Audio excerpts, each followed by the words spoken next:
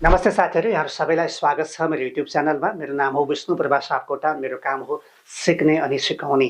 आज म अलिकति भिन्न प्रकारको भिडियो लिएर यहाँ उपस्थित भएको छु। कृपया यो भिडियोलाई अन्तिमसम्म हेरिदिनु होला। आजभोलि मैले धेरै साथीहरूबाट एकै प्रकारको प्रश्नको सामना गरिरहेको छु। मलाई प्रत्यक्ष भेटेर अथवा मेरो इमेलमा या मेरो व्हाट्सएपमा या मेरो मेसेन्जरमा धेरै साथीहरूले के प्रश्न गरिरहनु भएको छ भने, सर विज्ञापन खुल्यो, मैले फारम भरेँ, अब म पढेर लोकसेवा पास हुन सक्छु कि सक्दिनँ? 3 महिनामा मैले लोकसेवा पास गर्ने सूत्र के होला सर, बताइदिनु पर्यो। धेरैजनाले यो प्रश्न सोधिरहनु भएको हुनाले आज म तपाईँलाई यो प्रश्नको जवाब दिने गरी यो भिडियो लिएर आएको छु। 3 महिनामा लोकसेवा पास हुने सूत्र, अर्थात् लोकसेवा आयोगको विज्ञापन खुलेपछि लोकसेवा पास हुने सूत्र।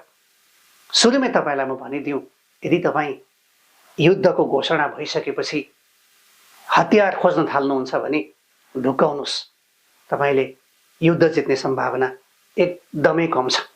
बिरलै युद्ध घोषणा भएपछि हतियार खोज्ने सिपाहीले युद्ध जित्न सक्छ।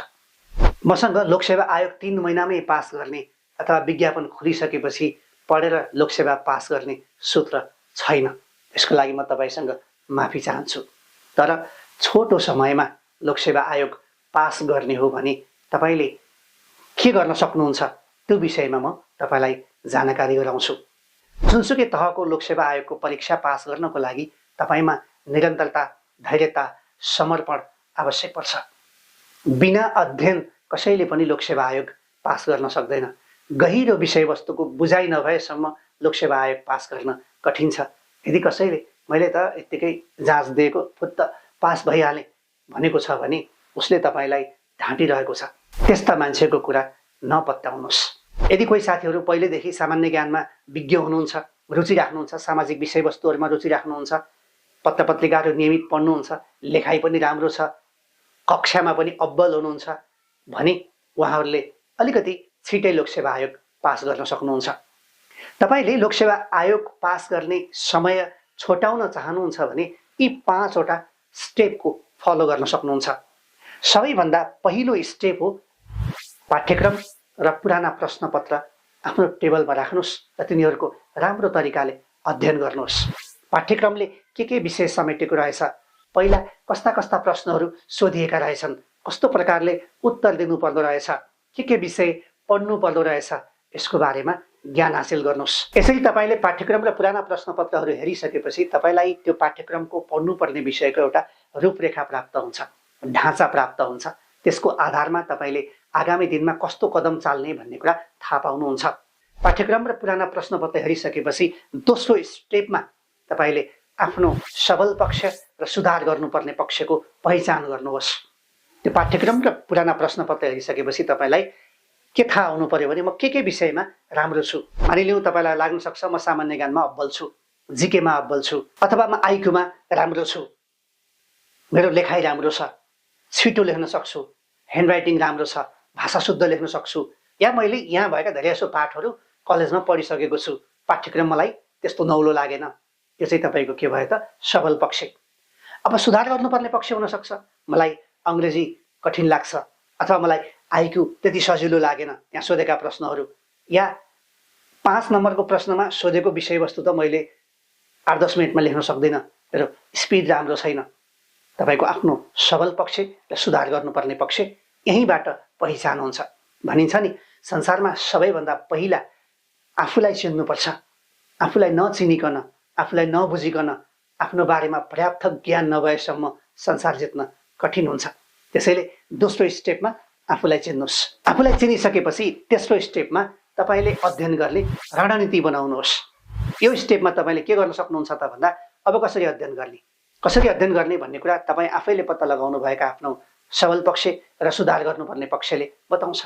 ट्युसन जोइन हुने हो कि, कोचिङ जोइन भएर पढ्ने हो कि, घरमै पढेर पास हुन सकिने हो कि, युट्युबहरूको भिडियोहरूबाट सहारा लिएर पढ्ने हो कि, साथीहरूको ग्रुप बनाएर पढ्ने हो कि, अथवा मैले सबै विषय पढिसकेको रहेछु एकचोटि सरल पढ्छु त्यसपछि म लेखन अभ्यास गर्दा हुन्छ भन्ने हुने हो कि, आफ्नो कमजोरी र आफ्नो सबल पक्षको आधारमा तपाईँले अब अध्ययन गर्ने रणनीति बनाउनुपर्छ। यसको लागि दोस्रो स्टेप तपाईँले फलो गर्नै पर्यो, आफ्नो सबल पक्ष र सुधार गर्नुपर्ने पक्ष थाहा पाउने।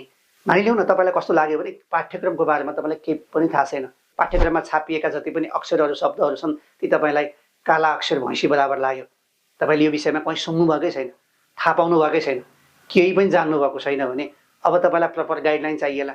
कलेजमा गए जसरी पढेर एकचोटि कोचिङ जाने कि ट्युसनमा गएर पढ्ने कि होइन, आफ्नो सबल पक्ष र आफूलाई सुधार गर्नुपर्ने पक्षको आधारमा तपाईँले आफ्नो अध्ययनको रणनीति बनाउनुपर्छ। ट्युसनै जानुपर्छ भन्ने छैन, कोचिङ जोइन नै गर्नुपर्छ भन्ने छैन, आफै पढ्दा पनि हुन्छ।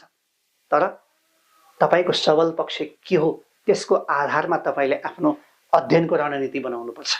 नम्बर 3, अब तपाईँले चौथो स्टेपमा अध्ययनको वातावरण बनाउनुहोस्। अध्ययनको लागि वातावरण एकदमै जरुरी छ। मानिलिउँ तपाईँका साथीहरू बिजनेस गर्ने खालका हुनुहुन्छ, विदेश जाउँ भन्ने खालका हुनुहुन्छ, तर तपाईँलाई यता लोकसेवा पढ्न मन लागेको छ।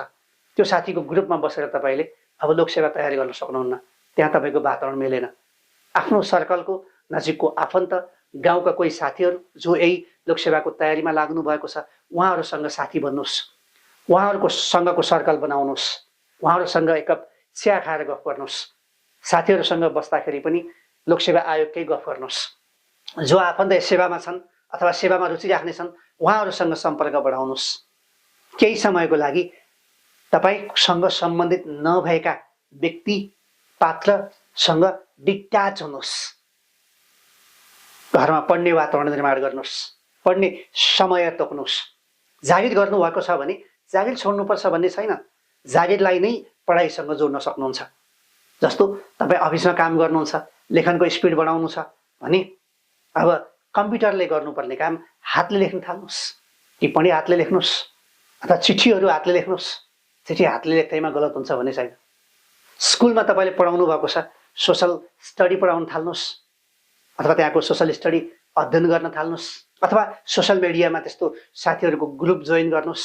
यसले तपाईँलाई आफ्नो कम्पिटिटरहरू कस्ता छन् भन्ने थाहा पाउन र आफूलाई लोकसेवा मैत्री बनाउन सहयोग गर्छ। यसरी तपाईँले वातावरण पनि बनाइसकेपछि 5औं चरणमा आफ्नो लक्ष्य तय गर्नुहोस्। लक्ष्य निर्धारण गर्ने भनेको तपाईँले कुन सालमा कति समयमा कुन जाँच पास गर्ने हो त्यसको लागि समर्पित हुनुहोस्, निरन्तर लाग्नुहोस्, मेहनत गर्नुहोस्। कति नै गर्दाखेरि पनि भएन भने छोड्नुहोस्। अरू तरिकाले पनि जीवनलाई सभ्य भव्य बनाउन सकिन्छ, अरू तरिकाबाट पनि जीविकोपार्जन गर्न सकिन्छ, अरू उपायबाट पनि मुलुकको सेवा गर्न सकिन्छ। लोकसेवा आयोगकै जाँच पास गर्नुपर्छ भन्ने पनि छैन। तर यदि तपाईँले समर्पित भएर निरन्तर तरिकाले लाग्नुभयो, वातावरण बनाउनु भयो, आफ्ना कमी कमजोरीहरू थाहा पाउनुभयो र त्यसैको आधारमा अध्ययनको रणनीति बनाउनु भयो भने लोकसेवा आयोग पास गर्न तपाईँलाई कसैले रोक्न छेक्न सक्ने छैन। यहाँहरू सबैलाई सफलताको धेरै धेरै शुभकामना। आजको लागि यति नै। आजको भिडियो तपाईँलाई कस्तो लाग्यो? यदि राम्रो लाग्यो भने तल कमेन्ट सेक्सनमा केही न केही कुरा लेखिदिनु होला। मन परेन भने डिसलाइक गर्न पनि तपाईँलाई छुट छ। यहाँले यो भिडियोलाई सेयर गरिदिनु भयो अथवा यो च्यानललाई सब्सक्राइब गरिदिनु भयो भने मलाई नयाँ भिडियो बनाउने ऊर्जा प्राप्त हुनेछ। सफलताका रङहरूले यहाँहरूको जीवनमा सधैँ खुसीको इन्द्रेणी पोतिरहोस्। फेरि भेटौँला। नमस्कार।